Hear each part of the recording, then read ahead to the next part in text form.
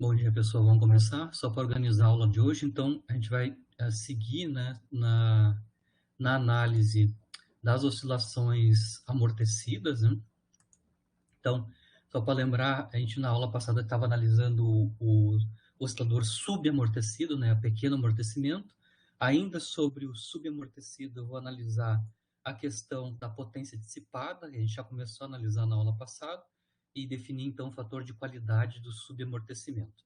E depois vamos seguir com os outros tipos de osciladores amortecidos, né?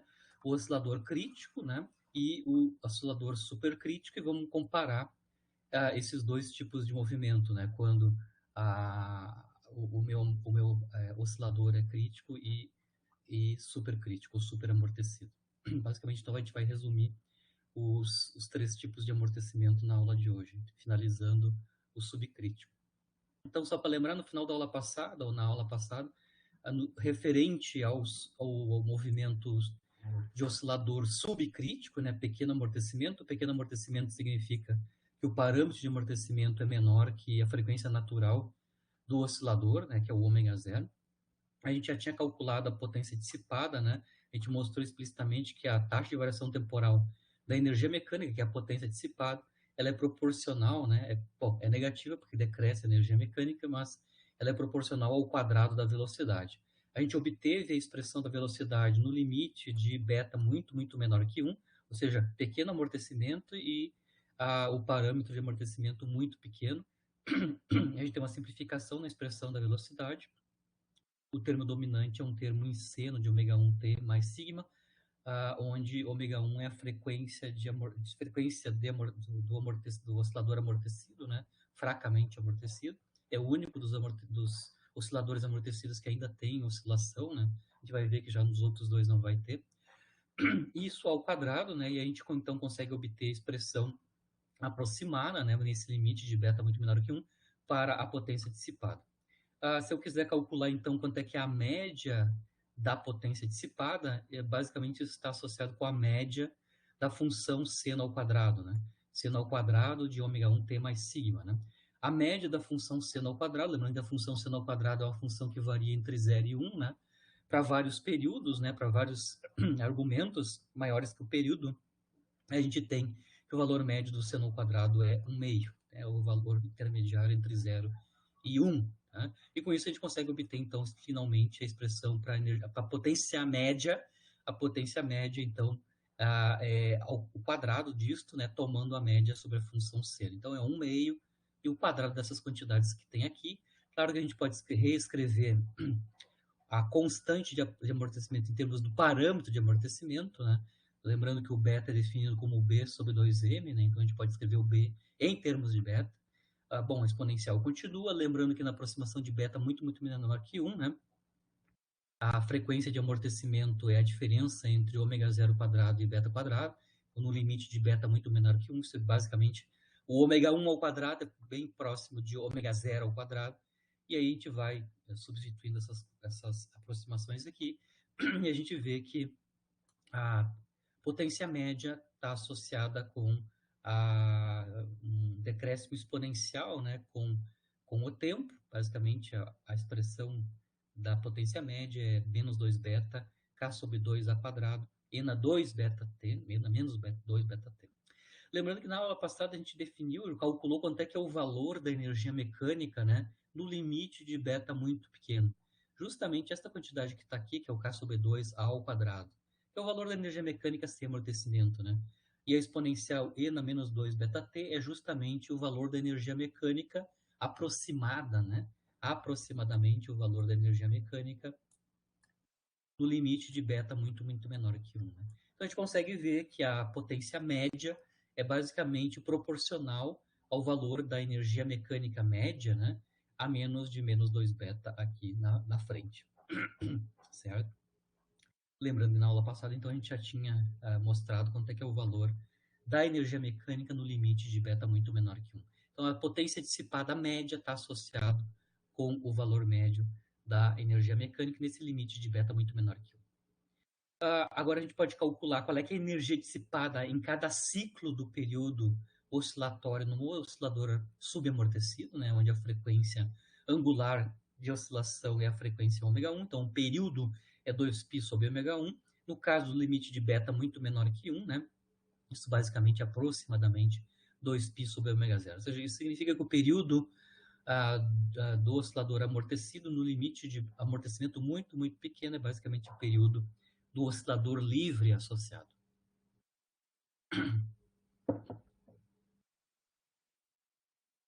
Para a gente calcular qual é que é a energia dissipada em cada ciclo, ou seja, em cada período, que eu vou chamar de delta média de E, né?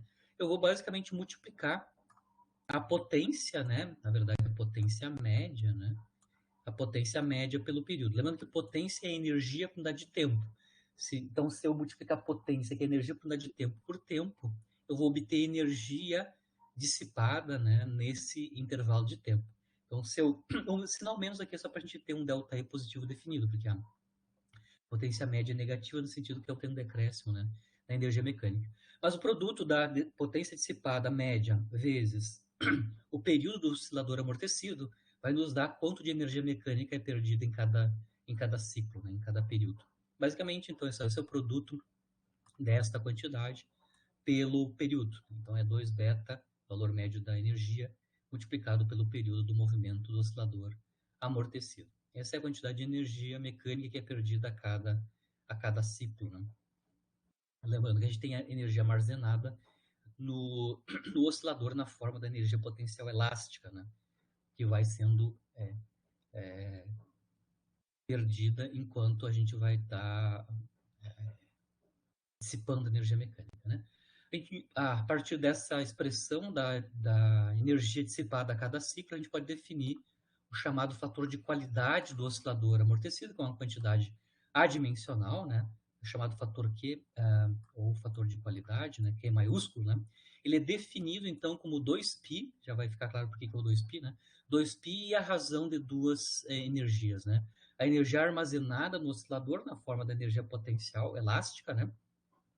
Dividida pela energia dissipada por ciclo. Basicamente, isso aqui é a razão, né, qual é que é a fração da energia acumulada no oscilador e comparado com a que é dissipada, né, a cada ciclo, obviamente. Né? Isso explicitamente é 2π, valor da energia média, que é a energia armazenada no oscilador, dividido pela energia dissipada a cada ciclo, que é o delta média de E, né? Isso basicamente vai nos dar 2π sobre 2 beta t, lembrando que t,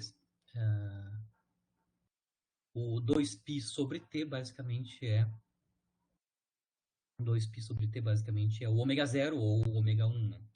A frequência do amortecimento, que é muito próximo do oscilador, da frequência do oscilador livre, né? Então, o fator de qualidade, que dá a ordem de grandeza de qual é que é a fração da energia mecânica do oscilador que é perdida a cada ciclo, depende dessas duas quantidades, né? Da frequência do oscilador livre e do inversamente proporcional ao parâmetro de amortecimento ou a quantidade de amortecimento. Obviamente, quanto menor o amortecimento, já lembrando que aqui a gente já está usando o limite de beta muito pequeno, ou seja, a gente já está considerando já o oscilador subamortecido, mas o beta cada vez menor, isso vai nos dar um fator de qualidade, né, cada vez maior. Né? Então, fator de qualidade alta significa um amortecimento cada vez menor. Vamos fazer alguns exemplos aqui sobre o oscilador subamortecido. Na aula passada a gente já calculou alguma coisa numérica, mas voltando então para calcular alguma coisa numérica mais prática, né? Então, nesse exemplo aqui, para a gente utilizar os conceitos do oscilador subamortecido, né, tanto as quantidades que estão envolvidas e a equação de movimento, né? Aqui eu estou usando um caso prático, né, onde as quantidades que estão envolvidas são realísticas. Né? Então, a partir de 2006, a equipe Renault, né, da Fórmula 1, usa carros, né, com absorvedores de vibração na dianteira e na traseira. O objetivo é minimizar as oscilações no chassi quando passa pelas chamadas zebras, né, que são aquelas elevações lateral da pista, né, que ajuda a manter o carro. Mas a ideia é que existe um conjunto de absorvedores de vibração que são colocados nas nas carenagens, né, dos carros, né? Então, aqui, tanto na dianteira quanto na traseira, aqui tem um zoom na dianteira, né? O sistema, basicamente, é um sistema com duas molas, né? Obviamente, tem uma massa, né? Uma massa de 7 quilos que está ensanduichada, né? Uma massa de 7 quilos que está ensanduichada, né? Entre duas molas, mola 1 e mola 2. Vocês conseguem ver aqui tá a massa, né? Aqui. E nós temos duas molas. Essas duas molas têm coeficientes K diferentes, né? E tem rigidez elásticas distintas, que eu já vou mostrar qual é que é a proporção.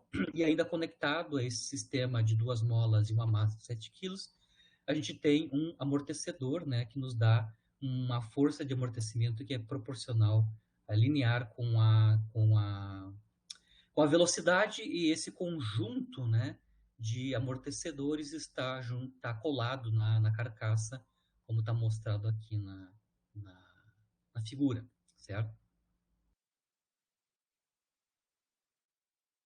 Esse é um artigo que está mostrando esse estudo, né, da carenagem. Então, eu vou utilizar esse sistema da Renault para a gente fazer algumas continhas, né? Então, o dispositivo da dianteira é um sistema massa-mola, né, amortecido. Os 7 quilos é a massa intermediária que está aqui no meio, né? Está colado na carenagem. Qual é a função disso colar na carenagem? É fazer com que a oscilação, como que seria de oscilador livre, amorteça, né? E a cada período de movimento, que deve ser bem curto, ele vai diminuindo a amplitude e, em algum momento, ele controla, né? Faz parar a oscilação. Então, 7 quilos, 2 molas, né? As rigidezes, né, elásticas das molas são de 1 para 3, ou seja, tem uma mola que tem 3 vezes mais rigidez elástica, ou seja, 3 vezes mais rígida que a outra, né? E são inseridas na fibra de carbono esse conjunto, e também tem um amortecedor regulável, né? Contendo fluido viscoso, significando que a força de resistência, né? Força resistiva é linear com a velocidade. E é controlável, né? A frequência natural não amortecida total das duas molas, né, a frequência natural da mola efetiva, né, que são aquelas duas molas, é frequência em Hertz, né, raiz de 2 sobre 2 Hertz. Né? E aí eu quero calcular qual é que é a rigidez destas molas que são empregadas aí na carenagem, né, nesse sistema oscilatório amortecido, subamortecido, né, nos carros da Renault. Né? Como a gente tem subamortecimento, né, o período de amortecimento é muito próximo do período natural, né? Então, o ômega 1, que é a frequência angular de amortecimento, né, é muito próxima da frequência natural do oscilador não amortecido, né? Então, a gente pode calcular explicitamente o ômega 1, basicamente calculando ele como se fosse ômega 0, isso é 2π vezes a frequência em Hertz, né? 2π multiplicado por raiz de 2 sobre 2 Hertz, isso dá π raiz de 2 radianos por segundo para a frequência tanto natural quanto a amortecida. Né? Com essa frequência, que é próximo da natural, a gente pode calcular o K efetivo das duas molas, né? Lembrando que o K efetivo das duas molas vai ser escrito em termos da frequência natural, né? Lembrando que ômega 0 ao quadrado é K sobre M, então a gente pode escrever K em termos da frequência natural ao quadrado multiplicado pela massa. A gente já tem o valor da frequência natural, basicamente π raiz de 2, né, ao quadrado, multiplicado pela massa que está colada com as molas, né, que é 7 quilos, e a gente consegue, então, calcular a rigidez efetiva total. Né? Isso é 2π ao quadrado vezes 7 newton por metro. Isso dá 138,2 newton por metro. Então, é o valor da mola, da rigidez efetiva da mola. Né? Isso é o K total, obviamente, esse K total de 138,2 está distribuído nas duas molas na proporção 1 para 3, né? Significando que 1/3 desse K vai para a mola de menor rigidez efetiva e 2/3 vai para a outra mola que tem rigidez elástica maior.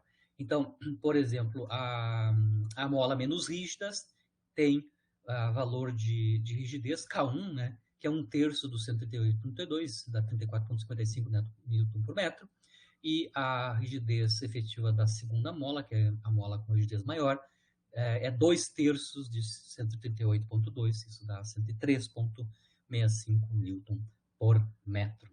É um sistema realístico, né, onde a gente está utilizando então, um oscilador subamortecido, que é utilizado, claro, para fins práticos, para amortecer oscilações da carenagem. E agora a gente vai seguir no assunto prático da aula, que é a análise dos outros osciladores amortecidos, né? Nós temos mais dois para analisar: o oscilador crítico, amortecido crítico, e o supercrítico, e qual é que é a diferença entre os dois. Então, começando com o oscilador criticamente amortecido, ou oscilador... Professor, por favor. Sim? Eu acho que eu perdi alguma parte da explicação ali, mas o que garante que o K2 é 3 vezes e não 1/3 de K1? Não. 138,2 é o K total, né, que a gente obteve a partir das informações, né? Sim. A proporção é 1/3, né? Então tem uma mola que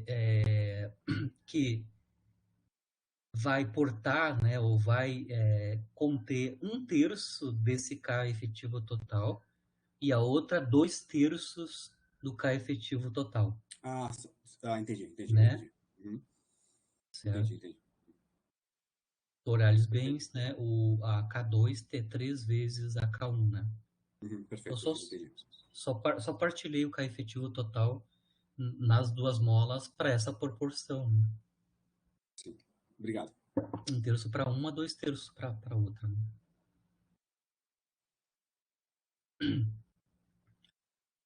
Então, continuando. Então, a questão do oscilador crítico, né? A gente tem, no caso do crítico e do supercrítico, sempre o beta vai ser maior ou igual à frequência natural, né? Essas são as condições para a gente ter o oscilador crítico ou supercrítico, né?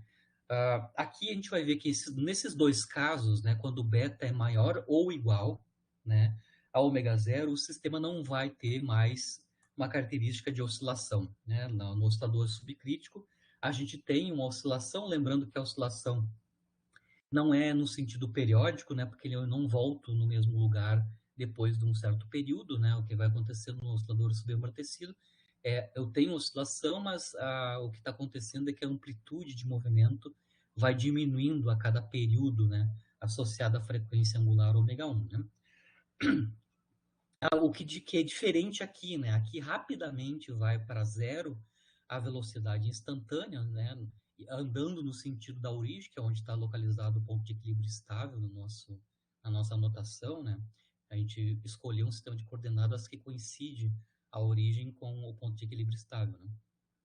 Nesses dois casos, no crítico e no supercrítico, não vou ter oscilação e rapidamente vai a zero a velocidade quando a partícula se aproxima do ponto de equilíbrio estável, né? Por exemplo, se a gente começar com velocidade instantânea nula, né, no caso do oscilador crítico supercrítico, né, o deslocamento então vai diminuir monotonicamente, né, do seu valor inicial x0 até chegar na posição de equilíbrio x igual a zero. Eu vou analisar aqui rapidamente a cara específica das equações de movimento, a gente vai entender que rapidamente vai a zero nos casos possíveis, né? Eu vou começar agora a analisar então o amortecedor ou o oscilador amortecido crítico, né? Onde beta é igual a ômega zero, né? Aplicações práticas desse tipo de amortecimento crítico. Tem várias aplicações, uma delas a gente conhece bastante, né? Os amortecedores de portas, né? Automáticas, né? Que abrem e fecham sozinhas, né? Então, essas de portas de hospital, prédio público, etc. Aquele sistema de abrir e fechar porta, principalmente o fechar porta, né? É utilizado um sistema de amortecimento crítico, né? Onde a gente quer que depois que se aproxima, né, ela rapidamente fique em repouso, né? Sem oscilar, né? Então, a porta vai ficar toda hora batendo, né? Então, são alguns exemplos onde eu tinha aplicado esse tipo de amortecimento, né? Se beta é igual a ômega zero, lembrando que basicamente as soluções, né, das equações de movimento, no caso geral, dependem das raízes da equação característica, que eu chamei de lambda, né? A gente mostrou explicitamente quais são as raízes, no caso geral, né? Menos beta mais ou menos, raiz quadrada de beta ao quadrado menos ômega zero ao quadrado. significando que, no caso, em cada caso desses três que a gente está analisando, né, o controle das raízes da equação característica é dado pelo segundo termo, né, que é justamente a relação entre beta e ômega zero. Dá para ver claramente que quando beta é igual a ômega zero, quando é o caso crítico, né, oscilador crítico, as raízes da equação característica, na verdade, é uma raiz única, né? A gente só tem uma raiz, né? A única para a equação característica que vale menos beta, porque beta 2 menos ômega 2 é zero no caso do amortecedor crítico, certo?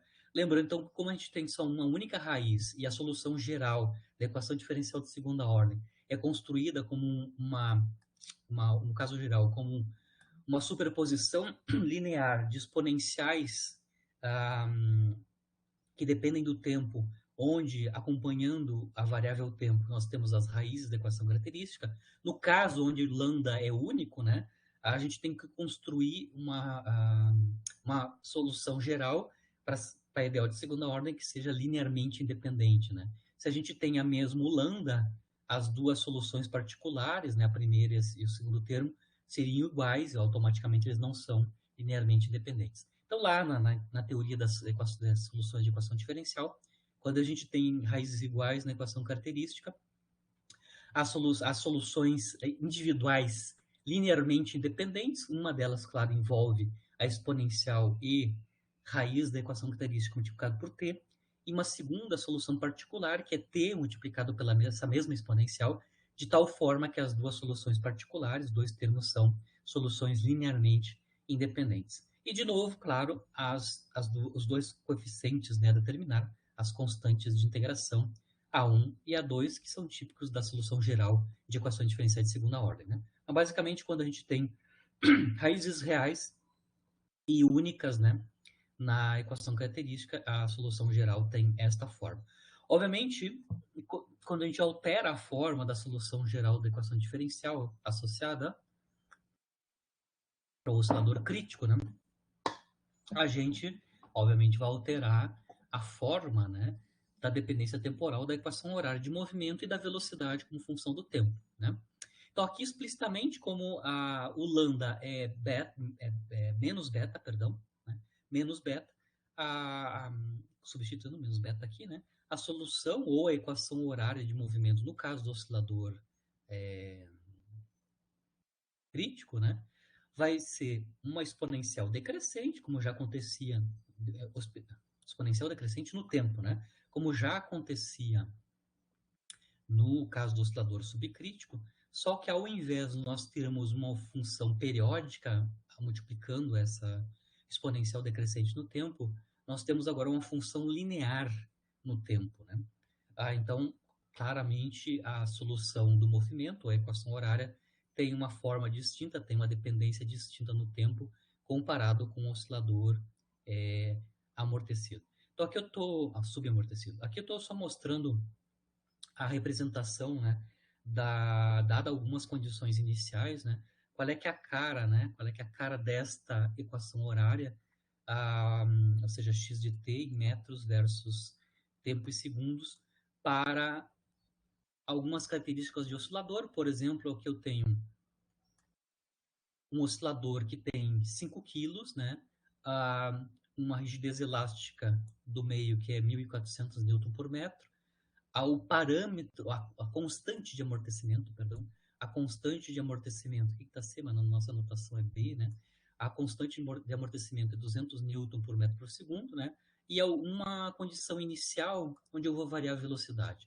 Então, a posição inicial está à direita da origem, 2 centímetros, né? À direita da origem, e alguns valores de velocidades iniciais, né? Eu só estou colocando 3 valores de velocidade inicial, que são só para mostrar os tipos, né, de comportamento que a gente vai ter dependente da velocidade, né? Então, aqui eu estou representando a velocidade inicial nula, velocidade inicial não nula positiva, ou seja, andando à direita da origem, né? E velocidade inicial, perdão, em vermelho, velocidade inicial andando para a esquerda, referente ao eixo dos x, né? Ou seja, indo em sentido contrário ao eixo x positivo, e uma velocidade inicial que tem o mesmo valor, mas positivo, né? Andando na direção do eixo positivo x. Então, só 3 exemplos bem bem típicos, né, de quais são os possíveis valores e sinais para a velocidade. Então, em azul a gente tem partindo de velocidade nula, 2 centímetros à direita da origem, e os outros dois casos, né, onde a gente está, o vermelho a gente está andando em sentido contrário ao x positivo, e no preto a gente está andando no sentido de x positivo. Dá para ver que em todos os casos, né, a gente tem rapidamente a velocidade vai a zero, né? A gente tem derivada de x de t nula rapidamente, né? Basicamente isso acontece mais ou menos no mesmo tempo, né? Independente da condição inicial para a velocidade. Claro que o comportamento para pequeno tempo, né, é bem distinto, né? Mas depois a gente tem uma convergência da solução, né, para x de t muito rápido. Né?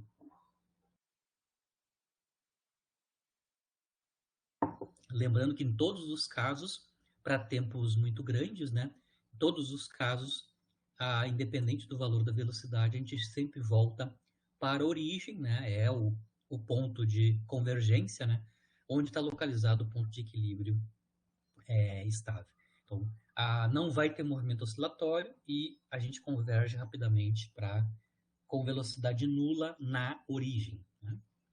Aqui eu quero só fazer alguns casos, né, de qual é que é a cara específica das equações horárias e da velocidade, né, para algumas condições iniciais bem simples, né.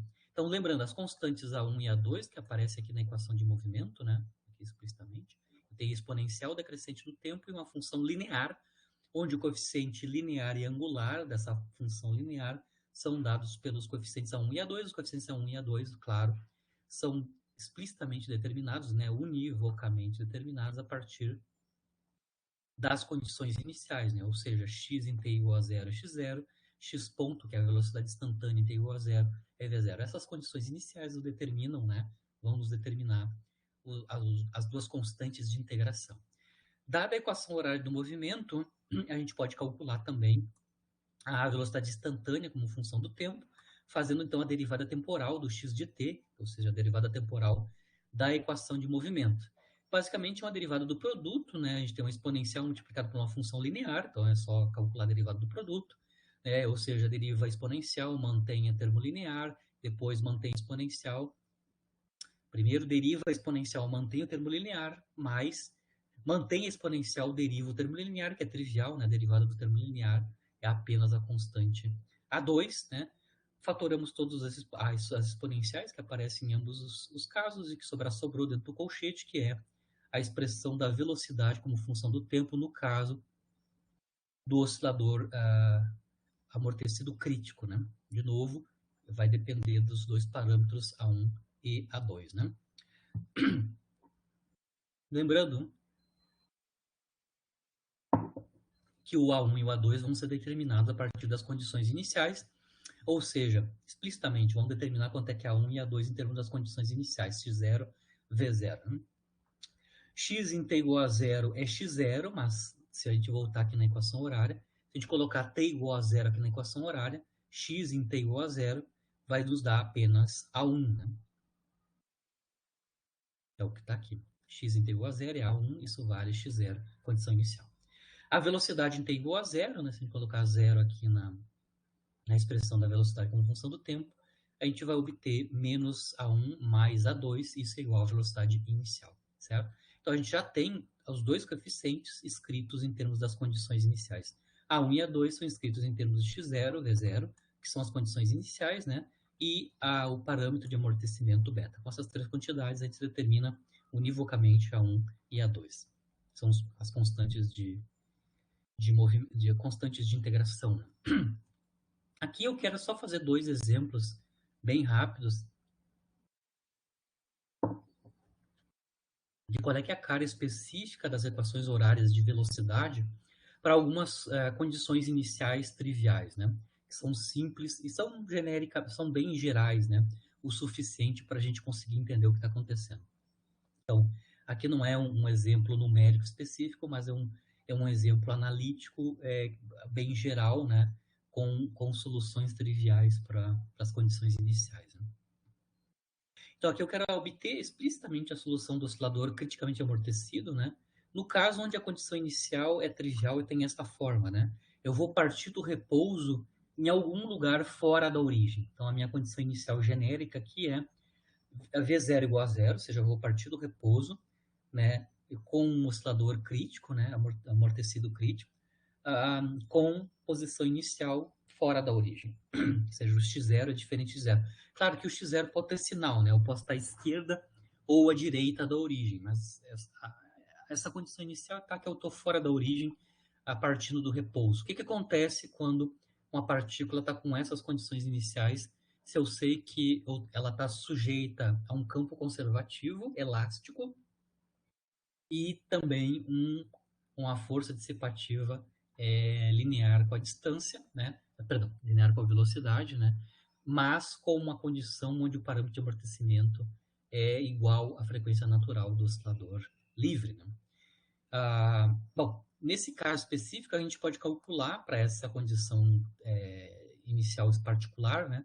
Quais são os coeficientes, né? As constantes de integração, né? O ômega 1, claro, é o próprio x0, que é diferente de zero, né? E o OA2 simplifica um pouquinho, né? O primeiro termo é nulo, né? Porque o V0 é zero. Então, o A2 e o A1, ou o A1 e o A2, são proporcionais, né? A razão entre eles é beta, né? As duas constantes de integração são proporcionais, perdão. Então, a gente pode escrever explicitamente o x de t e o x ponto de t, substituindo o A1 e A2 com esses valores proporcionais, tanto aqui na expressão da velocidade quanto na expressão da equação horária. Com isso, eu obtenho essas duas equações, onde eu já substituí, né, o A1 e o A2, né? O A1 x0, A2 beta x0, certo? Mesma coisa aqui na expressão da velocidade, né? Claro que dá para simplificar um pouquinho, tem termos que cancelam, por exemplo, vocês vejam que aqui na velocidade o primeiro e o segundo termo cancelam, a gente consegue fatorar vários fatores aqui, né? Só estou reescrevendo aqui nessa equação, né? Nessas equações, uma simplificação das equações horárias e da velocidade nessa condição inicial onde eu parto do repouso fora da origem. As equações horárias, a equação horária é essa daqui, né? Então tem uma supressão exponencial e, claro, uma função linear, mas só que agora os coeficientes da dependência linear são conhecidos, né? O coeficiente linear é 1 e o coeficiente angular é beta, né? Que é o parâmetro de amortecimento. A expressão da velocidade também a gente pode entender como é que funciona, basicamente a dependência temporal da velocidade vai depender do sinal da posição inicial, se está à esquerda ou à direita da origem, mais ou menos menor que zero ou maior que zero, mas a gente já sabe que o comportamento temporal da velocidade como função do tempo para essa condição inicial é basicamente a exponencial decrescente multiplicado pelo tempo, né? Então, assintoticamente, a gente vai a zero nos valores das velocidades instantâneas, né? A gente vai entender que, por exemplo, né, se a gente parte à direita da origem, significa que x0 é positivo definido, né? As velocidades são todas negativas, né? Dá para ver aqui claramente, porque a gente está se movimentando, se a gente parte do repouso à direita da origem, claro, a partícula vai andar em sentido a origem de coordenada, onde tem o ponto de equilíbrio estável, né? Andando em sentido contrário ao eixo dos x. Né? Então, está claro que o comportamento que a gente obtém para a velocidade aqui tá correto, né? O que eu estou fazendo aqui embaixo é um gráfico esquemático bem simples, né? De como é que é esta função aqui em termos do tempo, né? Bem esquemático, né? Claro que na condição inicial, em tempo igual a zero, a gente tem x0. A gente sabe que para tempo assintótico, tempos muito grandes, né? A gente vai para a origem, ou seja, x de t vai a zero, né? Com um platô, né? Com um derivado a zero, que corresponde a velocidades instantâneas nulas, né? O comportamento aqui no início, né? Lembrando que em t igual a zero, a gente tem x ponto igual a zero, né? Bem no início, o comportamento da função, em termos do tempo, é tipo função de segundo grau no tempo, para tempos pequenininhos aqui, tá? Então, ela tem esse calombo, né? Que basicamente é uma função do segundo grau no tempo, e depois a gente tem a mudança de inflexão devido à supressão exponencial dessa função exponencial decrescente no tempo que aparece aqui na equação horária. Só vou fazer uma continha bem rápida aqui, né? Qual é que é o limite para tempos muito pequenos, né? Da equação horária, né? Qual é que é o comportamento típico para tempo pequeno? Tempo pequeno para nós, quem controla tempo grande e pequeno é o inverso, né? É o inverso do parâmetro de amortecimento, 1 sobre beta. Ele que controla a supressão exponencial, né? Ou seja, se tempos são muito menores que 1 sobre beta, significa que o argumento da exponencial é muito menor que 1, né? E a gente está no limite de pequeno tempo, né? Bom, se vocês olharem, né, o limite quando o tempo é pequeno, a gente, claro, tem x0, né? E para tempos pequenos, a gente pode... tempos pequenos significa argumentos pequenos da exponencial. A gente pode expandir em série de Taylor essa exponencial e na menos beta t. Se vocês lembrarem da série de Taylor da exponencial, né? Os dois primeiros termos vai dar 1 menos beta t, né? Aqui eu já estou fazendo aproximado, né? Aproximado. E claro, ainda tem 1 mais beta t que vem da expressão explícita que a gente já tinha, né?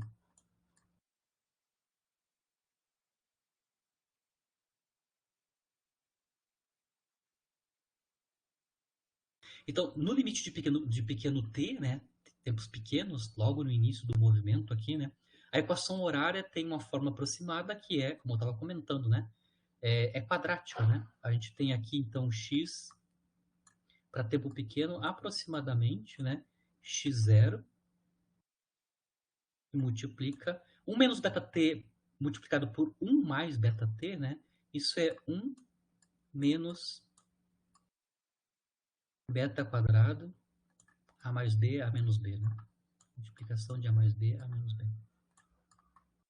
1 menos beta 2 t2. Tá claro que para pequeno tempo, o comportamento da função x de t é quadrática no tempo, né? Com concavidade para baixo, né? É uma parábola com concavidade para baixo, onde a concavidade basicamente é x0 menos x0 beta ao quadrado. Então, por isso que tem esta forma tipo quadrática, né? Para tempos pequenos. A gente consegue ver isso claramente no limite de tempo pequeno na equação horária de movimento. Claro, para tempo grande, isso suprime a zero, né? A exponencial vai rapidamente a zero. Então, só para entender o que está funcionando, como é que funciona a solução do movimento, no caso, para tempos pequenos e grandes, né? Agora eu quero fazer a análise também analítica de outra condição inicial, diferente dessa que a gente acabou de mostrar, né? Agora a gente vai partir da origem, o x0 é igual a zero, com alguma velocidade não nula, né?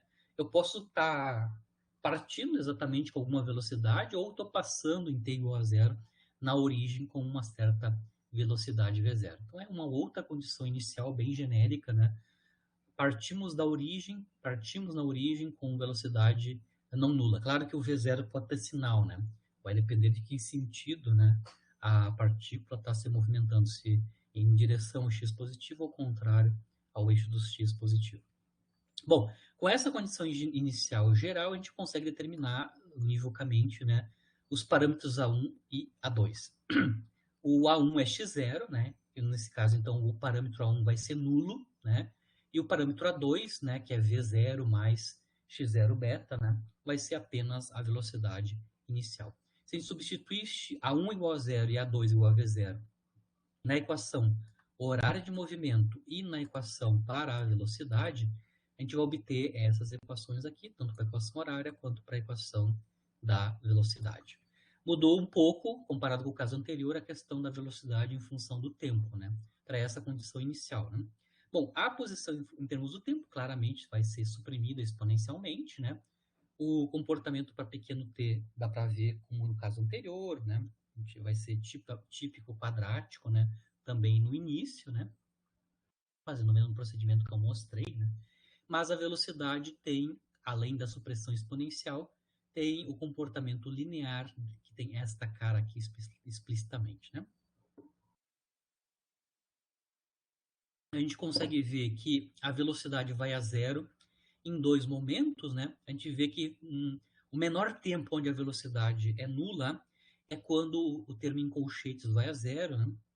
Significa que x ponto vai ser zero para, por exemplo, o primeiro tempo, que é o tempo 1 sobre beta. Então, quando o tempo é igual a 1 sobre beta, nessa condição inicial que a gente está analisando, né, partindo da origem com a velocidade não nula, né, em tempo igual a 1 sobre beta, a velocidade instantânea é zero. Né? E depois, claro, para tempos grandes, né, muito grandes, que são tempos muito maiores que 1 sobre beta, novamente a gente vai assintoticamente a zero no valor da velocidade instantânea. Né? O que está acontecendo aqui dada essa condição inicial, o movimento é o seguinte, né? Como a gente está com uma velocidade inicial não nula, quando a gente está passando pela origem, né? A gente vai ter que ir até um ponto de retorno, né? E voltar para a origem. Lembrando que nos osciladores amortecidos, o ponto final de convergência do movimento é o ponto de equilíbrio estável que está na origem, né? Então, se eu já estava passando pela origem com uma determinada velocidade, eu vou ter que ir até o ponto de retorno associado ao oscilador, né? E voltar para a origem, que é o ponto de convergência, né? Então, o que está acontecendo aqui com os valores da velocidade nula, né? Para um tempo finito, que é 1 sobre beta, é justamente a chegada no ponto de retorno. Lembrando que o ponto de retorno é definido os pontos onde a velocidade instantânea é nula, né? E depois retornando para a origem. Aqui eu estou fazendo o gráfico específico da equação horária, que é esta equação aqui, né? Para esse caso, né? Bom, em t igual a zero, claro, a gente parte da origem, essa é a condição inicial, né? A velocidade inicialmente, né, ainda é positiva. Aqui eu estou, claro, eu estou analisando o caso onde a V0 é positiva, ou seja, eu estou andando para a direita do x positivo, né, no sentido à direita da origem. Né? A velocidade ainda vai diminuir de valor, a gente consegue ver a diminuição do valor da velocidade instantânea a partir das derivadas, né, das inclinações das retas tangentes ao gráfico. Né? Então, a gente consegue ver que, primeiro, eu vou ter uma diminuição da velocidade, chegando à velocidade nula, justamente para tempo igual a 1 sobre beta. Nesse ponto, né, t igual a 1 sobre beta, a gente chegou no ponto de retorno à direita da origem. Né? E a gente pode até calcular em que posição à direita da origem está localizada esse ponto de retorno. Né? Para t igual a 1 sobre beta, a gente pode calcular qual é que é o x de t correspondente. Né?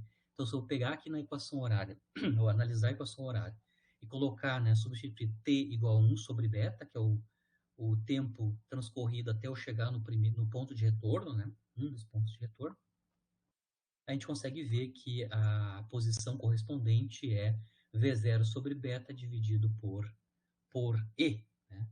Lembrando que menos beta t, quando t igual a 1 sobre beta, nos dá E na menos 1, né, para exponencial. Então, a gente consegue determinar onde é que está localizado, tanto temporalmente e espacialmente, o ponto de retorno. Né? Está localizado nesta quantidade que é proporcional à razão da velocidade inicial pelo parâmetro de amortecimento. Bom, depois que a gente passa pelo ponto de retorno, a gente retorna para a origem, né? A gente consegue ver que a velocidade aqui é negativa, né? A inclinação da curva é negativa, significa que eu estou andando em direção à origem, né? Ou seja, contrário ao eixo x positivo, né? E vou assintoticamente a zero. Então, esse é o gráfico típico, né? Qualitativo, de como é que é a equação horária de movimento, no caso, onde temos essa condição inicial partindo da origem com velocidade não nula, né? Não nula. Especificamente aqui eu estou analisando o caso onde a gente está com velocidade inicial positiva, né? Andando inicialmente para a direita da origem. Né? Onde necessariamente a gente vai ter primeiro passar pelo ponto de retorno e depois, sim, andando assintoticamente a zero em direção à origem. São os dois tipos de comportamento, né, mais gerais sobre as condições iniciais. Aqui eu vou fazer também um exemplo de aplicação, né? Agora, como a gente está com guerra na Crimeia, né, Ucrânia, vamos voltar à questão dos bélicos, né? Então aqui eu vou ter um exemplo numérico, aqui é um canhão, né, que tem um sistema de amortecimento, né, do recuo do canhão, né? Então aqui eu vou ter um canhão com massa de 1,1 toneladas, né, com um sistema de recolhimento, né, composto então de uma mola, ou seja, de um oscilador livre, né, que é 47.000 Newton por metro, é rigidez elástica, né? E um amortecedor de choque viscoso, né? Viscoso está dando aí a dica que a força de amortecimento é linear com a velocidade, né? Construído tal que o amortecimento desse oscilador é crítico, né? Ou seja, a frequência de amortecimento é exatamente, perdão, o beta, né? O parâmetro de amortecimento é exatamente igual à frequência natural do oscilador. A distância de recolhimento, né? É quase 1 metro, 0,9 metros. A distância de recolhimento é quanto o canhão recua, né, nesse sistema, depois que ele expele, né, o projétil, né? E aí eu quero saber, dadas essas características do sistema de amortecimento, e a distância de recolhimento, eu quero saber qual é que é a velocidade de recolhimento, ou seja, qual é que é a velocidade que os projéteis saem de um canhão desse tipo, que tem amortecimento crítico para controlar o recuo, dado que o recuo é de 0,9 metros, pouco menos que 1 metro. E depois eu quero calcular qual é que é o tempo para retornar à posição 0,25 metros da posição inicial. Então, só para entender o que é o meu desenho esquemático aqui, aqui eu estou fazendo uma representação do canhão com amortecimento crítico, né? Eu tenho aqui externamente um canhão. Obviamente, se não tivesse o sistema, né? Por conservação de momento linear, né? Quando o projétil fosse expelido com velocidade V0, né? Para fora do canhão, por conservação de momento linear, né? O canhão vai recuaria, né? Com essa mesma velocidade inicial, né? Certo? Para trás. O que é conectado agora com o canhão é um sistema com uma mola, uma rigidez elástica gigante, né? E um sistema de amortecimento crítico, né? Construído tal que o parâmetro de amortecimento é justamente igual à frequência natural do oscilador. Né? Isso faz com que o canhão se comporte, né, como se eu posso apresentar ele como partícula, né, ele vai se comportar justamente como essa condição inicial que a gente mostrou aqui, né? Ele vai partir com uma determinada velocidade inicial não nula, né? Partindo da origem, ou seja, partindo da origem do sistema de coordenadas, então eu vou colocar a origem do sistema de coordenadas da boca do canhão, né, que é onde o projétil é expelido. E o comportamento do movimento desse canhão com o oscilador crítico, né, com o amortecimento crítico, é justamente, né, dado por essa função horária aqui, né, ou por esse gráfico, né? Ou seja, o canhão vai ir até um ponto onde ele vai ter velocidade nula, né, um ponto de retorno, que é aquela recuo de 0,9 metros, e depois ele vai voltar, né, monotonicamente para a posição original, né, a posição de repouso original. Né? Se vocês olharem os obuses que eles estão usando, é justamente isso. Quando eles dão um tiro, né, o canhão dá uma descida e depois volta para a posição natural. Né? Então, basicamente, esse é o desenho esquemático desse canhão com amortecimento crítico. Né? Aqui já é uma oversimplificação, né? Estou pensando o canhão como um sistema massa-mola amortecido, né?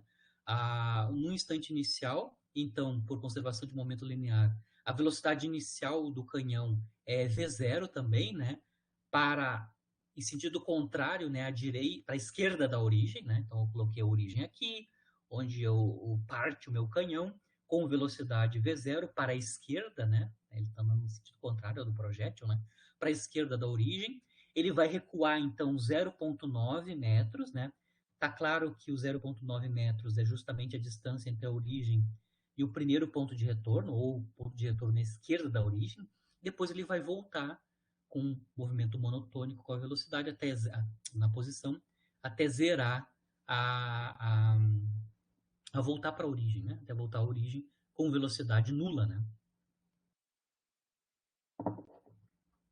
Então, justamente, a gente tem como condição inicial x0 igual a zero, vou partir da origem, vou andar para a esquerda da origem, né, com uma determinada velocidade inicial v0, que eu quero calcular, e eu vou obter essa velocidade v0 a partir da distância de recuo, que é sabida, que é 0,9 metros. Né?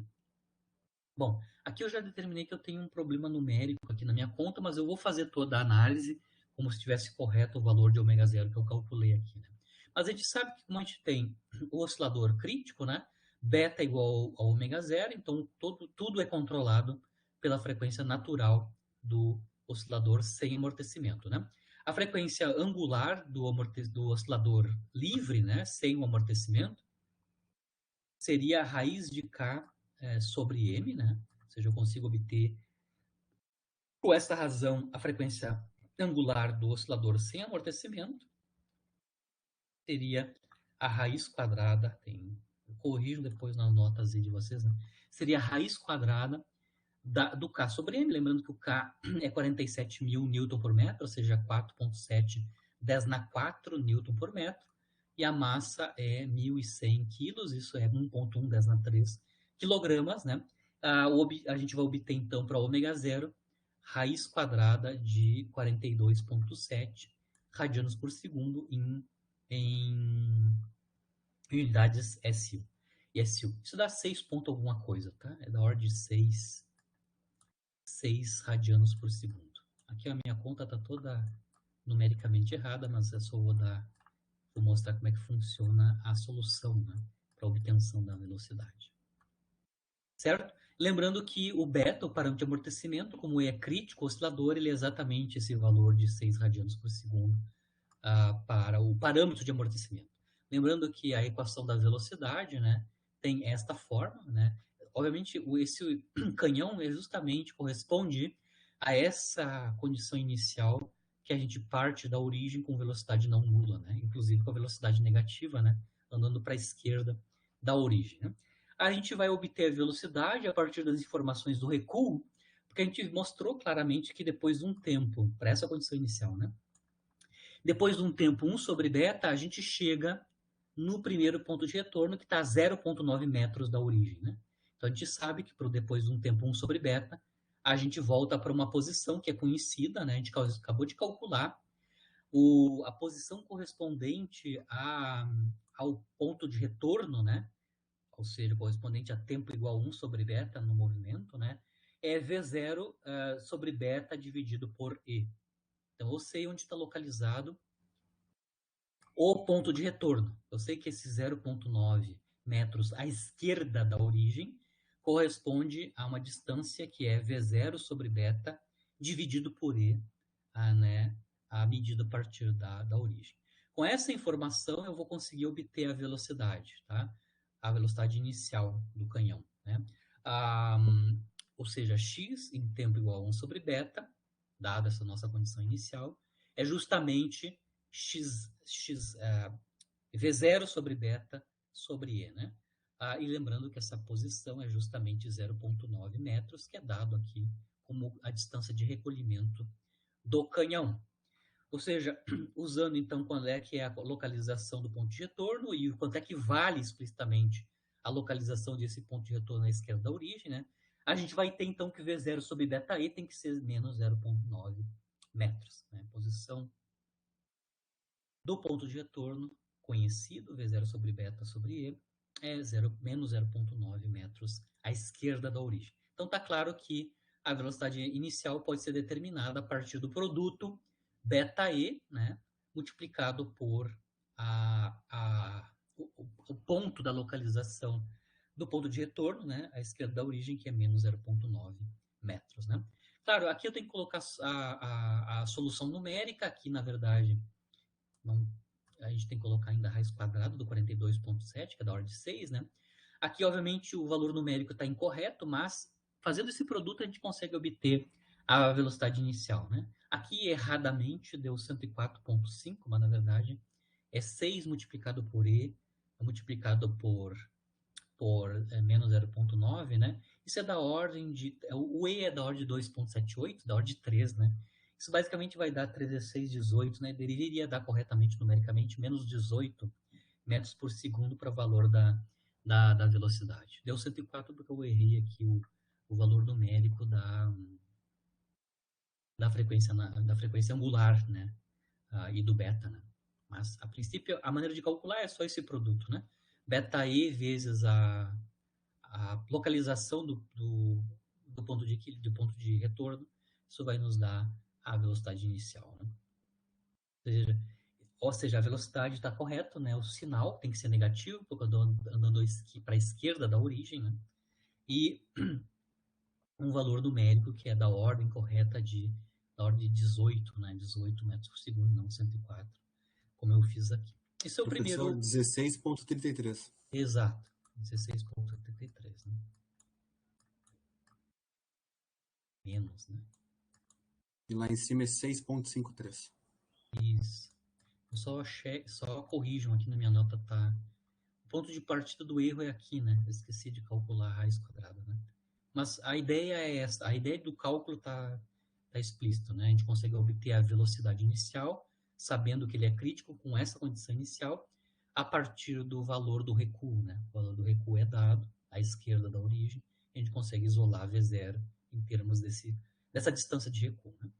A segunda pergunta é em que momento, né, o canhão passa pela posição 0,25 metros, né? Claro, à esquerda da origem, né? Dá para tá claro que eu vou passar duas vezes pela posição 0,25 metros, né?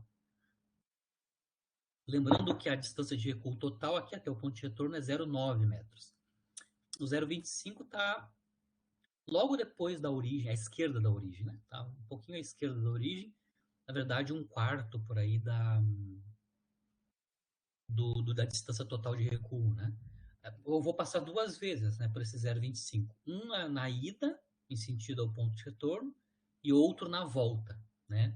Então, eu vou passar duas vezes, significando que tem dois tempos, né, nesse movimento do oscilador crítico, onde eu vou passar pela sua posição 0,25 metros à esquerda da origem, né? Mas, como eu sei a equação horária de movimento, né? A equação horária de movimento para esta condição inicial, né? Só lembrar, né? Agora, há pouco aqui a gente determinou a equação horária e a expressão da velocidade, né? Perdão. A equação horária e a expressão da velocidade, no caso onde a gente parte da origem com velocidade inicial não nula, né? A equação horária tem esta forma e a velocidade também a gente já determinou. Mas a equação horária é isso daqui, né? A equação exponencial, exponencial decrescente, vezes V0t. Né? E eu quero saber para quais tempos, né, a minha x de t é menos 0,25 metros. Ou seja, eu quero saber para quais tempos ts a minha posição, né, correspondente é menos 0,25 metros, ou seja, 0,25 metros à esquerda da origem. E aqui eu estou escrevendo a equação horária de movimento para esse tempo, né? E na menos beta ts, V0, ts. Tá claro que para eu saber quais os tempos, né, essa equação é satisfeita, a gente vê que a gente tem aqui uma equação transcendental, né? Não é um polinômio, né? É uma equação transcendental para os tempos correspondentes à passagem pela posição menos 0,25 metros. Tá? Se é uma equação transcendental, resolver uma equação transcendental exige métodos numéricos. Eu só posso resolver numericamente os tempos para que essa equação seja satisfeita. Né? Eu estou deixando o link aqui do como é que eu resolvo, né, equações transcendentais, ou seja, como é que eu obtenho raízes de equações transcendentais numericamente. De novo, eu vou fazer o merchandising do Wolfram Alpha, né? Aí, se vocês clicarem no link, vocês vão ver a conta lá no Wolfram Alpha, né? Como é que eu resolvo essa equação transcendental? Ou seja, para quais dos tempos, né, o x de t é menos 0,25 metros, né? Tem dois tempos, né? Um primeiro tempo, que eu não estou colocando aqui explicitamente, né? Mas o segundo tempo, que é o tempo onde eu passo finalmente para o menos 0,25, é 0,083 segundos. Tem dois tempos, né? No Wolfram Alpha a gente vai ter dois tempos, né? Um deles o segundo deles, o maior, né? É TS igual a 0,083 segundos. Lembrando que o tempo para chegar no ponto de retorno, né? à esquerda da origem, é 1 sobre beta, né? Se eu usasse corretamente o valor do beta, né? Aqui na minha conta errada dá 0,023, né? Segundo, mas na verdade é 1/6, né? 1/6 daria o tempo para ir até o ponto de retorno, né? Mas, só para lembrar, a maneira que eu estou calculando os pontos onde eu vou passar por uma determinada posição, que eu escolhi aqui como 0,25, né? É a solução dessa equação transcendental. Obviamente, a solução temporal da minha equação transcendental está errada porque eu botei o valor errado do V0. Ou vocês podem ir lá e substituir o valor correto. Perdão. Aqui está o valor errado do beta, né? Vocês têm que ir lá corrigir o valor do beta e recalcular os tempos que são soluções dessa equação transcendental. Mas tem 2 tempos, tá? Que são obtidos numericamente via o Wolfram Alpha, né? Que são esses 2 tempos onde a gente vai passar, né, pelo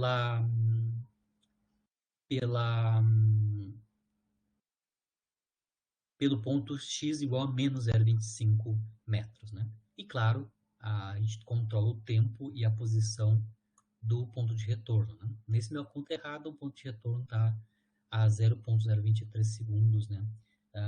Professor? Sim. Era para ter um link ali no Veja Aqui o Resultado? Se tu abris o PDF, né? O PDF, eu acho que sim, está aberto. Deveria estar, a gente conseguir ver eu não estou link, conseguindo né? acessar o link, mas... Tá, eu vejo se é o meu navegador que eu abri que está com problema. Eu acho que é melhor tu abrir no Acrobat, não no navegador. Talvez seja isso. Sim. Se tu abrir direto num visualizador de PDF, eu acho que no Acrobat ele deve abrir. Eu tô abrindo nesse visualizador porque eu consigo fazer apontamentos aí mais fácil. Tá, eu dou um jeitinho aqui. Obrigado. Mas tenta checar no próprio Acrobat, que eu acho que lá ele salva os links, né? Eu, por exemplo, também não. Eu tô abrindo no navegador, né? Eu não tô conseguindo... O link para mim aqui não aparece, né? Mas eu acho que... Tenho certeza que no Acrobat tu vai conseguir abrir o link. Claro, então o que tu vai fazer é alterar o valor de beta que eu coloquei erradamente, né? E recalcular os 2 tempos que são solução dessa equação transcendental, né?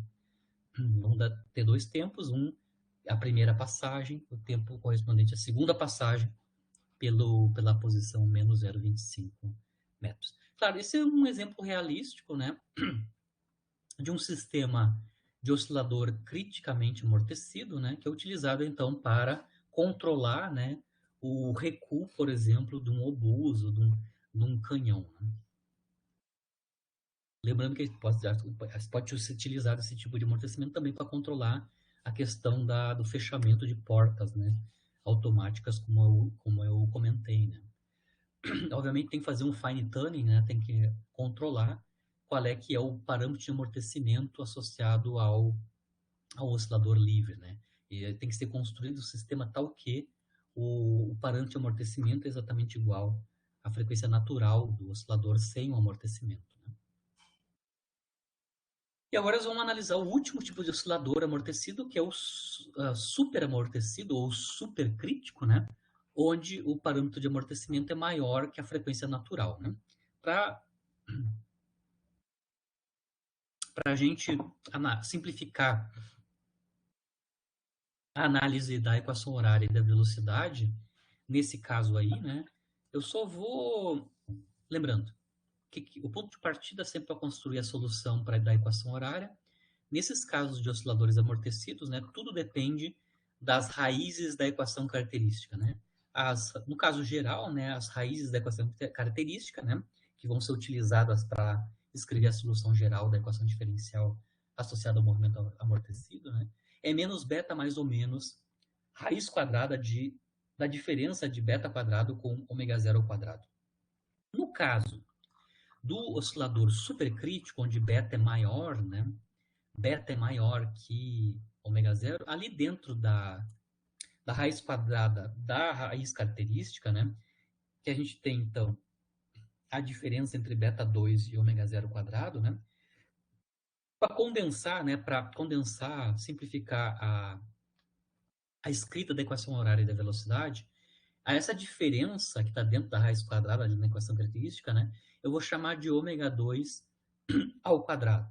Claro que aqui o ômega 2 não é uma frequência angular, né, porque a gente não tem oscilação, né, nos osciladores críticos e supercríticos, né, mas é só para condensar a notação, tá? Lembrando que esse ômega 2 ao quadrado é positivo definido, né? E aí, as raízes da equação característica, no caso do oscilador super amortecido, né? Ou seja, um amortecimento alto, né? Beta é maior, muito maior que ômega zero, né? A gente vai ter duas raízes, né?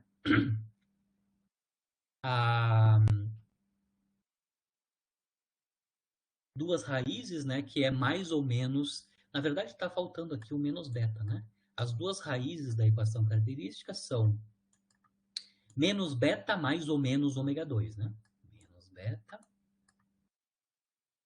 mais ou menos ômega 2, onde ômega 2 agora é uma quantidade positiva definida, né?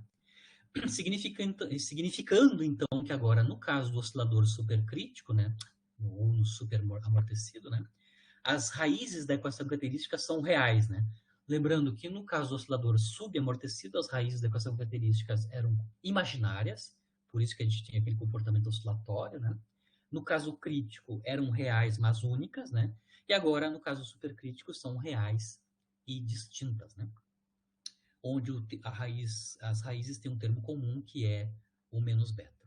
Se a gente substituir na equação da solução geral do movimento, né, as duas raízes da equação característica, a gente vai ter agora, para o caso da solução da EDO, né, do movimento supercrítico, né, o x de t vai ser a exponencial decrescente, que é comum às duas raízes, né? E ela é modulada, essa exponencial decrescente, por uma função que envolve, então, uma combinação linear, né, uma superposição linear, de exponenciais crescentes e decrescentes do tempo, onde o parâmetro aqui controlando o decréscimo ou aumento temporal é dado por ômega 2. Né? Ômega 2, então, é a diferença do quadrado do parâmetro de amortecimento com o quadrado da frequência natural do oscilador. Então, a equação horária tem esta cara. De novo, dá para ver que ela não tem oscilação, né? A gente tem, basicamente, funções exponenciais, né, no tempo controlando a equação horária. Se a gente quiser calcular a velocidade, né, o x-ponto é derivar a equação horária, né? Basicamente, uma equação da derivada do produto, né? Eu vou derivar o produto exponencial e na menos beta t com esta função dependente do tempo, que envolve também exponenciais, né? Então, eu estou calculando aqui explicitamente, né, derivada do produto, né? Deriva a exponencial, mantenho o termo em colchete, depois mantenho a exponencial original, deriva o termo em colchete, que é trivial as derivadas, né, porque são derivadas exponenciais, né? Então, a gente vai ter apenas o aparecimento do ômega 2 aqui quando a gente deriva o termo em colchete. Né? Basicamente, a gente vai ter o próprio termo em colchete a menos do ômega 2. Né? Então, a gente consegue escrever explicitamente, né, fatorando os termos em comum, né, a expressão da velocidade como função do tempo, né, no caso do oscilador supercrítico, né, superamortecido. Né? Aqui é a expressão da velocidade. Sempre, no caso geral, né, a gente vai ter a dependência da equação horária e da velocidade, escritas em termos das constantes de integração, né, o A1 e A2, claro que são obtidos a partir das condições iniciais, né?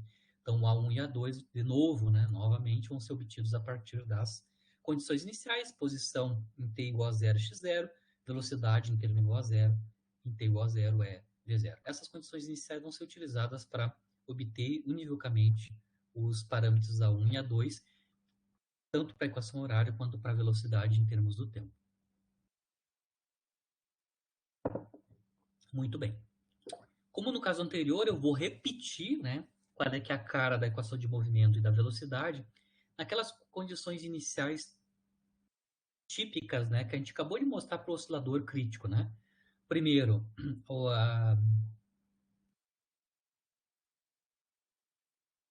partindo do repouso fora da origem, e uma segunda condição inicial é passando pela origem com velocidade não nula. Vou refazer, né, qual é que é a cara do movimento no caso agora, naquelas duas condições iniciais, agora para o caso do supercrítico. Né? Então, primeiro, a primeira solução para aquela condição inicial, que é partindo do repouso fora da origem, né? O x0 é diferente de zero, claro que o x0 pode ter sinal, né? Se eu estou à esquerda ou à direita da origem. Mas a condição inicial genérica é partindo do repouso fora da origem, né? Com isso eu consigo determinar, né, os parâmetros A1 e A2, as constantes de integração, né? Se eu colocar t igual a zero na equação horária, né, ou seja, calcular x em t igual a zero, que é x0, pela primeira condição inicial, né, se eu substituir t igual a zero aqui na equação do movimento dos osciladores supercrítico, né, a gente vai ver que o resultado é x t igual a zero, é só a soma de A1 com A2, né? A velocidade em t igual a zero, quando eu substituo t igual a zero aqui nas exponenciais, né, e a gente vai obter algo bem simples aqui para a velocidade em t igual a zero, que é v0, né? Como v0 é zero, a gente sabe que a velocidade em t igual a zero é nula, né? Isso explicitamente, substituindo t igual a zero na expressão da equação da velocidade, né?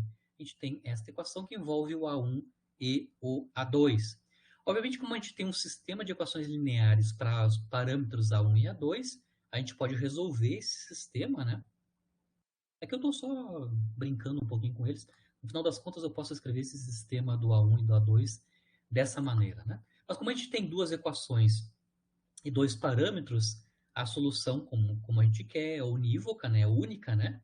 Eu posso mostrar, por exemplo, se eu somar essas duas equações, eu consigo calcular, por exemplo, o A2, né? Quando eu somo essas duas equações, né? Os A1 são cancelados e eu tenho tudo explícito em termos de A2, né? Consigo mostrar aqui claramente que o A2 é obtido a partir das condições iniciais, né? O A2 vai valer, então, x0, ômega 2 menos beta. Ômega 2 é aquela quantidade que eu condensei aqui em informação, né? Que é ômega 2 é raiz quadrada de beta quadrado menos ômega 0 quadrado. Dividido por 2 ômega 2. Ou seja, o A2 é escrito em termos das condições iniciais, né? No caso aqui, a velocidade inicial é nula, né? Então, a única condição inicial que vai entrar aqui é a posição inicial, né? x0. E, claro, o parâmetro de amortecimento e a frequência natural do oscilador que está embutido nesse parâmetro ômega 2, né? Isso é o A2. Se eu obtive o A2, automaticamente o A1 é obtido, né? O A2 está relacionado com um A1 na forma que o A1 é x0 menos A2, né?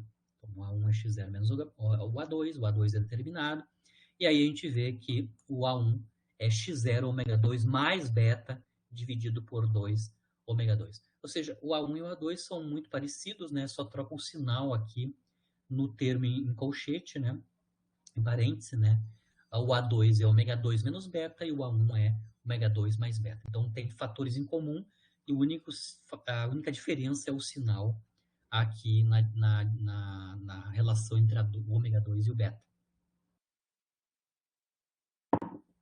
Mas lembrando que nessa condição inicial aqui, partindo do repouso fora da origem, os parâmetros, né, são determinados univocamente, a partir das condições iniciais.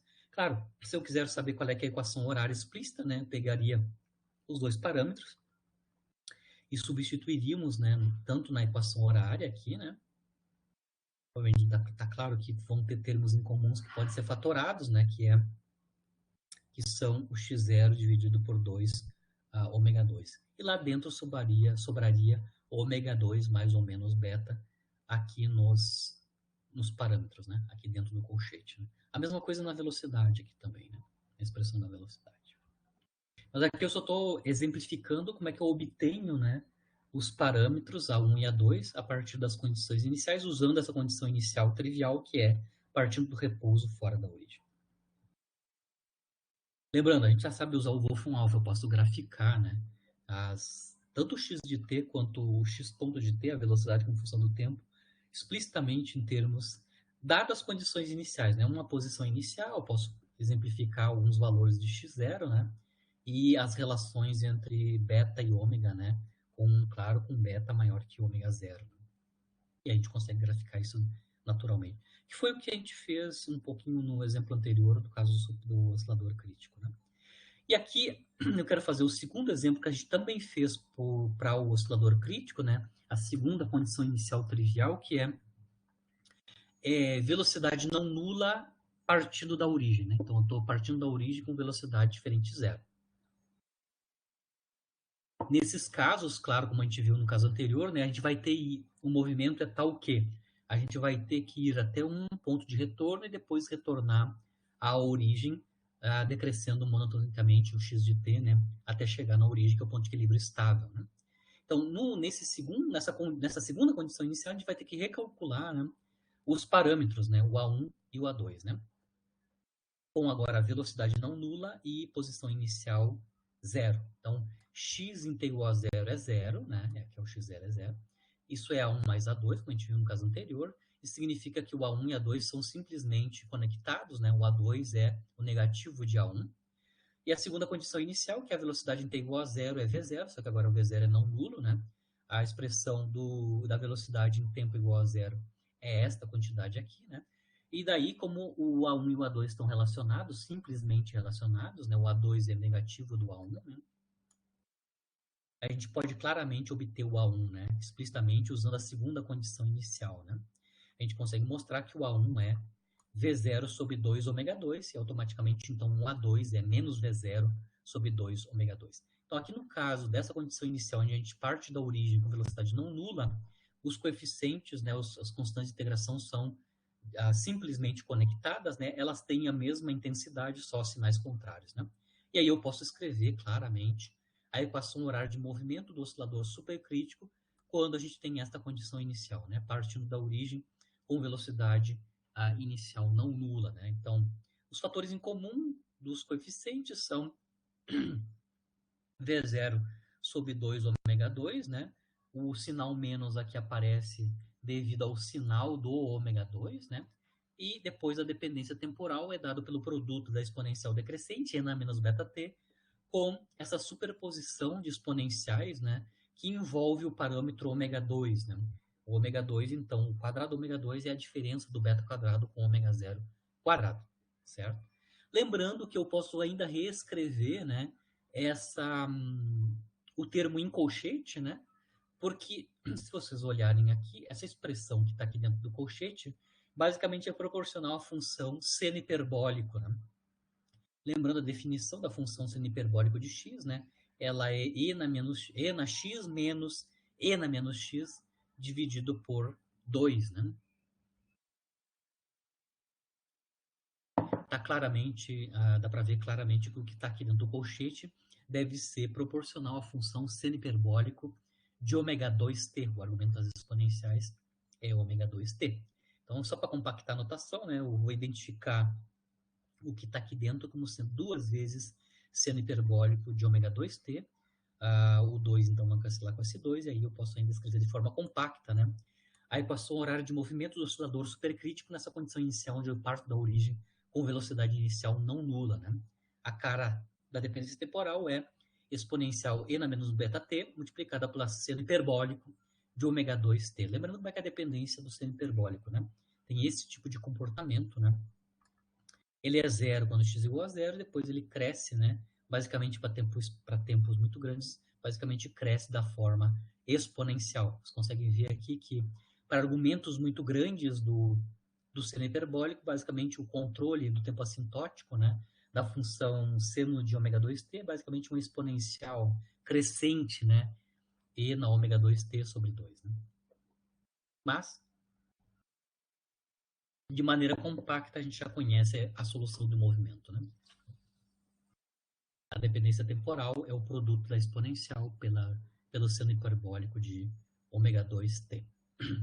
Lembrando que os parâmetros que controlam tanto o decrescimento exponencial e a função seno hiperbólico são distintas, né? O tempo assintótico, onde a gente vai a zero, volta para a origem, é controlado por o parâmetro beta. Né? Então, pequeno ou grande tempo são tempos maiores ou menores que 1 sobre beta. E o controle aqui da parte do seno hiperbólico é dado pelo parâmetro ômega 2t. Por que eu resolvi, para as mesmas condições iniciais, o oscilador crítico e o supercrítico? porque eu quero comparar, né, qual é que é o comportamento desses dois movimentos, né, oscilatórios amortecidos, né, para a mesma condição inicial. Então, eu vou comparar, por exemplo, essa última condição inicial, né, para a mesma condição inicial, eu quero comparar o que acontece com o movimento no caso crítico, né, do oscilador crítico e no supercrítico. Ou seja, eu quero calcular qual é que é a razão das equações horárias do movimento para a mesma condição inicial, claro, né, do caso crítico e no caso do supercrítico, né. Aqui eu vou usar justamente essa última condição inicial, que é partindo da origem com velocidade inicial não nula, né? Tanto no caso crítico quanto no caso supercrítico. Né? Então, aqui no caso crítico, a equação horária de movimento, né, para esta condição inicial aí, né, partindo do repouso com velocidade não nula, né, a gente mostrou que no caso crítico, o comportamento no tempo da equação horária é esse daqui, né, e na menos beta t, v0 multiplicado pelo tempo, e acabamos de mostrar que no caso do supercrítico, né, a equação horária envolve a própria exponencial, mas agora não um termo linear no tempo, mas um termo que é semi-hiperbólico de ω2t, né, a menos das constantes. Né. Eu estou calculando, então, a razão das equações horárias. Né. Isso é basicamente as posições como função do tempo, como é que elas se relacionam, né, no caso crítico e no caso supercrítico. Bom, claro, eu tenho nessa condição inicial, para essa mesma condição inicial, a gente tem cancelamento de algumas coisas, e a gente vê que as equações horárias, né, as posições como função do tempo, comparando o crítico com o supercrítico, dependem de ω2t, né, dividido pelo seno hiperbólico de ω2t. Eu vou ver qual é que é essa razão no limite de tempos grandes, né? Lembrando que nessa razão, todo o controle é feito pelo parâmetro ω2, né? Só ω2 aparece aqui, né? Lembrando que o ω2 envolve, então, a diferença entre o beta quadrado e o ω0 quadrado, parâmetro de amortecimento e a frequência natural do oscilador. Eu vou calcular qual é que é o limite para tempo grande. Claro que o tempo grande aqui, como o ω2 é o parâmetro de controle, tempo grandes vão ser tempos muito maiores que 1 sobre ω2, né? Que são tempos onde o argumento do seno hiperbólico é muito maior que 1, né? Então, se os tempos forem muito maiores que 1 sobre ω2, o argumento ω2t é bem maior que 1. Né? A gente já viu qual é que é o limite de argumento grande da função seno hiperbólico. Né? Se o argumento é muito grande, está claro que a exponencial decrescente aqui na definição do seno hiperbólico de ω2t vai rapidamente a zero, e basicamente o comportamento para tempo muito grande da função seno hiperbólico de ω2t é e na ω2t, que é uma função crescente no tempo, né, dividido por 2. Então, para tempos muito grandes, eu consigo obter qual é que é o valor da razão, né, das equações horárias, posições como função do tempo, né, para a mesma condição inicial para tempos grandes. Né. Basicamente, a gente consegue mostrar, na verdade aqui tem de novo um outro erro, né, esse 2 aqui está na frente, né, lembrando que aqui no seno hiperbólico eu vou substituir o seno hiperbólico por o valor assintótico, né, que é exponencial e na ω2t dividido por 2, então esse 2 é para cima. Né. Mas o que eu consigo ver aqui claramente, né, é que a razão, né, entre as posições como função do tempo nos dois casos, para tempos muito grandes, né, eles são suprimidos, né, exponencialmente com o tempo. Qual é que é a conclusão que eu chego referente a isso, né? É que a gente vai para a origem mais rapidamente, no caso crítico comparado com o supercrítico, né? Se vocês olharem fixado um tempo, desde que esse tempo seja grande, né? A posição, no caso da localização para esse tempo t, né? No caso crítico, é muito, muito menor que no caso supercrítico. Eu vou suprimir a posição do supercrítico por uma exponencial e na menos ω2t, claro, ainda pesado pela função linear, tá? O que está acontecendo é que eu vou, no caso do caso crítico, né? Eu vou mais rapidamente para a posição de equilíbrio, que é o x igual a zero, né? No caso crítico, que no caso supercrítico, né? Lembrando que o pico aqui corresponde, no caso crítico, ao tempo 1 sobre beta, né? Então, eu só estou mostrando aqui claramente, né, que a ida à posição de equilíbrio se dá mais rapidamente no caso crítico que no caso supercrítico, né? parece que é até contraintuitivo, né? Como no supercrítico o amortecimento é muito maior, né? A gente esperaria que a chegada à origem, né? Que é o ponto de chegada nesses casos dos osciladores amortecidos, né? Fosse maior que no caso crítico, né? Mas o que a gente consegue mostrar explicitamente, né? Usando as equações horárias no limite de tempo muito grande, né? A gente vê claramente que a gente chega mais rápido à origem no caso crítico que no caso supercrítico, apesar que no supercrítico a gente tem oscilações, a gente tem amortecimento muito maior. Né? Aqui de novo eu deixei o link, né, aonde vocês podem simular, né, oscilações amortecidas. Basicamente vocês vão entrar aqui as características necessárias para simular um amortecedor, né, um oscilador amortecido, né? São a massa ou a rigidez efetiva, né, do meio elástico e o parâmetro de amortecimento. Com essas três, e claro, as condições iniciais, né? Três parâmetros, né, massa, K e a parâmetro de amortecimento ou a constante de amortecimento beta e as condições iniciais, né? Uns 5 parâmetros, né? 2 condições iniciais e 3 parâmetros característicos do oscilador amortecido, vocês conseguem fazer simulações. Né? Então eu deixo aqui o link, né, para vocês simularem, né, os diferentes tipos de osciladores amortecidos, colocando as condições iniciais que vocês queiram. Né? Eu não lembro se aqui é justamente só para amortecimento, só para o amortecido crítico e supercrítico, não lembro se é geral ou é específico, né? Mas o link está aqui para vocês fazerem essas simulações, né? E a gente então encerra na aula de hoje os osciladores amortecidos do ponto de vista da determinação das equações horárias e da velocidade como função do tempo. Claro que aqui eu tentei fazer alguns exemplos numéricos, né? E também soluções gerais, dada algumas condições iniciais triviais, né? Que são basicamente duas que eu mostrei, né? Partindo da origem com velocidade não nula e partindo do repouso fora da origem. São duas condições iniciais muito genéricas, né? Que a gente consegue escrever explicitamente a equação horária e a equação de movimento e graficar, né? As formas temporais, né? Tanto da velocidade quanto da posição. Quanto da posição como função do tempo, né? O que a gente vai fazer na aula que vem, só para adiantar, na sexta-feira, né? A gente vai, então, agora, na sexta-feira, analisar quais são os caminhos, né, de fase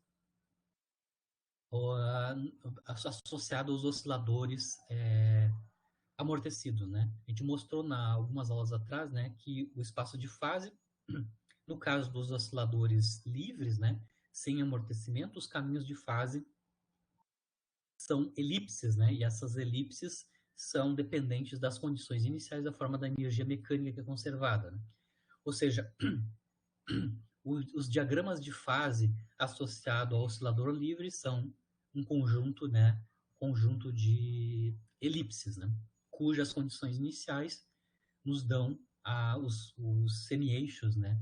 Dessas elipses. Lembrando que são caminhos de fase fechados, né? No caso do oscilador livre. A gente vai mostrar na aula que vem que os diagramas de fase, na verdade, os caminhos de fase, né, associados aos osciladores amortecidos, né, são caminhos de fase abertos, né, onde nós temos um ponto de convergência que são o ponto de equilíbrio estável. Ou seja, as linhas, né, da minha representação dos caminhos de fase no oscilador amortecido, independente de qual tipo de amortecimento né, crítico, supercrítico ou subcrítico, né, sempre a gente vai convergir nos caminhos de fase para o ponto de equilíbrio estável, que é a origem, né. O nome disso se dá em mecânica clássica de atrator, né. Então, atrator é um ponto ou pontos no espaço de fase que são convergências, né, dos caminhos de fase, né, de um determinado sistema físico. Né? Em geral, os sistemas físicos que têm amortecimento, ou seja, tem dissipação da energia mecânica, sempre tem um atrator típico que está localizado no ponto de equilíbrio estável. Então, a gente vai ver isso na aula que vem, os diagramas de fase. Tentar entender qualitativamente os diagramas de fase para os osciladores amortecidos, né? Os três casos, né?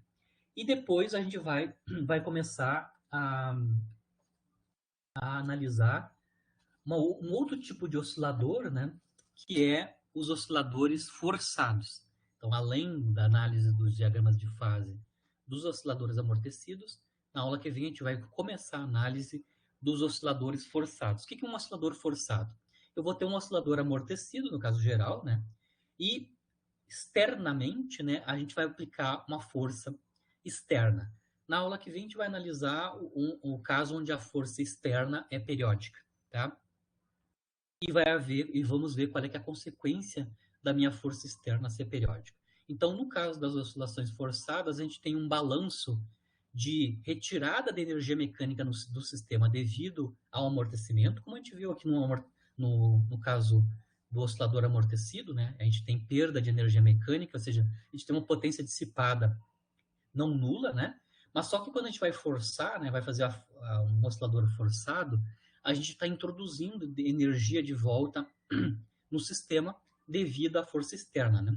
Esse balanço entre a energia dissipada e a energia entregue pela força externa, né? O balanço delas vai dar a cara do movimento do oscilador forçado.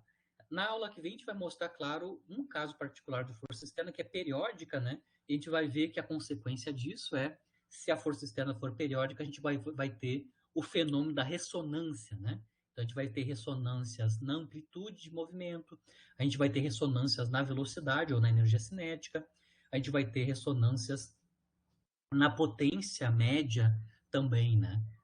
E vem que o Edições vai ter um equilíbrio do meu sistema nos osciladores amortecidos. Mas basicamente eu vou me concentrar muito nas oscilações forçadas quando a força externa é periódica, né? É claro que a gente pode fazer os outros casos também, a maneira de resolver é bem geral, né? Sempre que a gente está aqui do ponto de vista matemático é resolvendo equações diferenciais de segunda ordem dadas as condições iniciais.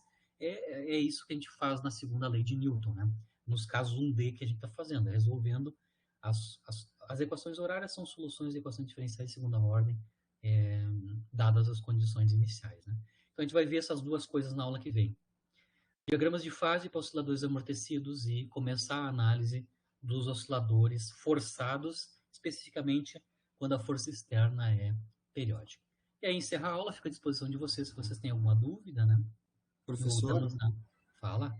olha só, seria pedir demais o senhor colocar esses links lá no Moodle para gente, porque eu tenho outros dois softwares aqui que eu abri, eu baixei e abri o documento, né? E eles não me deram os links também. Então, eu acho que para facilitar a vida da galera. Só me permite, eu vou tentar abrir aqui no meu. É que eu não tenho o Acrobat. Uhum. Eu Eu vou ter tenho. só para confirmar isso que eu te falei, que se eu abrir no Ah, Acrobat eu consigo salvar o link. Só um pouquinho que eu estou abrindo porque aqui se tu só colocar para. dentro da aula lá, eu acho que o pessoal vai entender. Quando passar Perfeito. pela aula, vai ter esses dois links lá abaixo para. Aqui. Porque essas simulações aí são bem bacanas de ser feitas para consolidar aquilo que o cara acha que entendeu. Isso. Né? Só um pouquinho, só vou te confirmar. Uhum.